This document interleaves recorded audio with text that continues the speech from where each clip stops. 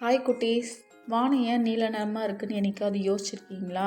அதுக்கான காரணம் என்னன்னு தெரிஞ்சுக்கலாமா? வாங்க அதுக்கான காரணம் என்னன்னு தெரிஞ்சுக்கலாம். அதுக்கு காரணம் நம்ம சூரியன் தான். சூரியன்லேருந்து வர்ற ஒளி பார்க்க வெள்ளையாக தெரிஞ்சாலும் அதுக்குள்ளே 7 நிறங்கள் இருக்குது. அதுதான் நம்ம வானவில், ரெயின்போ கலர். என்னென்ன கலர் இருக்குது?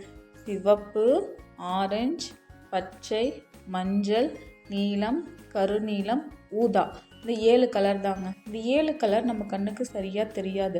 ஆனால் சூரியன்லேருந்து வர்ற ஒளி நம்ம பூமி மேலே படும்போது நம்ம பூமியை சுற்றி காற்று மண்டலம் இருக்கு இல்லையா, அந்த காற்று மண்டலத்துக்குள்ளே குட்டி குட்டி துகள்கள் இருக்குங்க. அந்த துகள்கள் மேலே அந்த ஒளி படும்போது அந்த ஒளியில் இருக்க நிறமும் அந்த துகள்களும் ஒன்றோட ஒன்று மோதும். அப்படி மோதும்போது நிறைய நிறங்கள் சிதறடிக்கப்படுங்க.